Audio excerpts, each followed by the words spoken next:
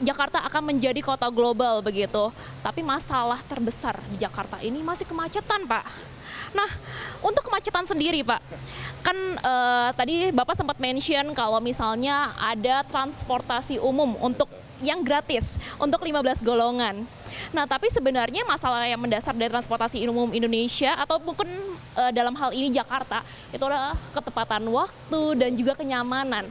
Nah, bagaimana sih Bapak ataupun Pemprov mengantisipasi hal tersebut? Nah, ini kan termasuk juga dalam program 100 hari, bagaimana untuk meningkatkan pelayanan terkait dengan transportasi publik.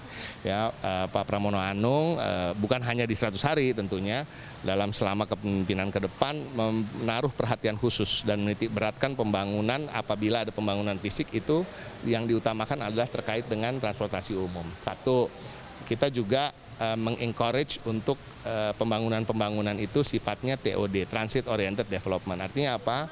Pembangunan rumah susun, pembangunan tempat bekerja, ya perkantoran itu yang dibangun oleh Pemprov DKI Jakarta atau perusahaan umum daerah yang di bawah yang kepemilikannya mayoritas adalah pemilik dari Pemprov DKI Jakarta itu sebisanya semaksimal mungkin harus dibangun dekat dengan tempat transport, semua transportasi umum jadi terjangkau di situ, jadi ada stasiunnya di situ, jadi masyarakat cukup datang ke situ dan turun udah sampai gitu ya. Dan apabila yang tinggal di rusun di situ juga tinggal jalan kaki udah sampai ya. Kalau sekarang ASN juga harus menggunakan transportasi umum ya. Kita harus kasih contoh dari kediaman Pak Gubernur, beliau naik busway, kemudian naik angkot atau mikrotrans ya, yang kerennya sekarang namanya kan.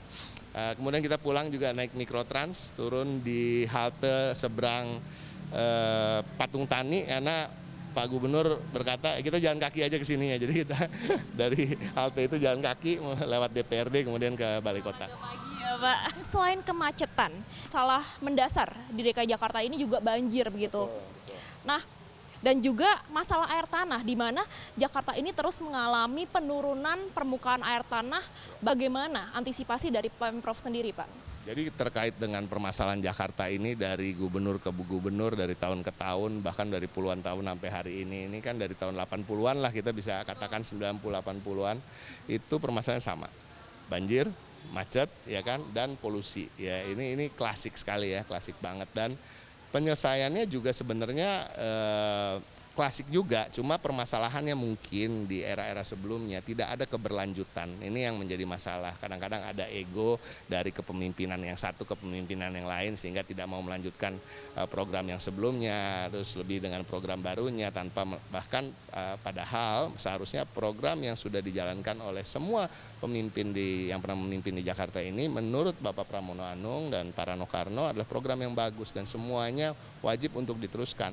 Nah, apalagi terkait dengan soal banjir misalnya, kita gencar akan melakukan normalisasi di kawasan sungai.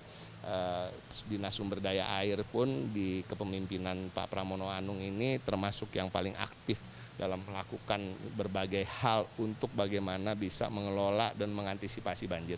Nah, terkait dengan itu bisa dilihat nih di medsosnya Dinas SDA DKI Jakarta, ada di Instagram gitu ya, setiap harinya melakukan pengerukan walaupun musimnya nanti sekarang masih penghujan lah ya, tapi nanti kalau menuju musim kemarau pun itu akan dilakukan sepanjang tahun. Memang artinya kita harus sadar di mana letak Jakarta ini dibandingkan dengan permukaan air laut gitu misalnya. Memang kita mempunyai handicap lah terkait itu, tapi tentu apabila dikelola dengan baik tadi masyarakat juga sebagai stakeholders mau berpartisipasi. Berpartisipasi apa sih?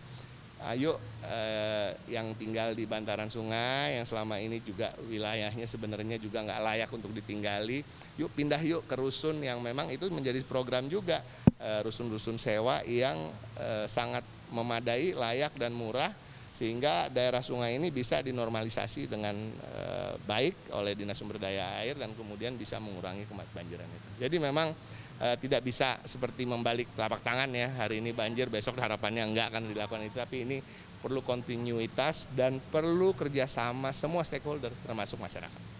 Ada target kapan banjir bisa benar-benar terselesaikan di Jakarta? Benar-benar terselesaikan belum, saya rasa kritikus juga ahli-ahli air dan lain-lain juga rasanya juga tidak berharap seperti itu, tapi minimal itu tidak parah, ya kan, tidak mengakibatkan kerugian yang banyak, namun masih bisa dikendalikan, dikelola.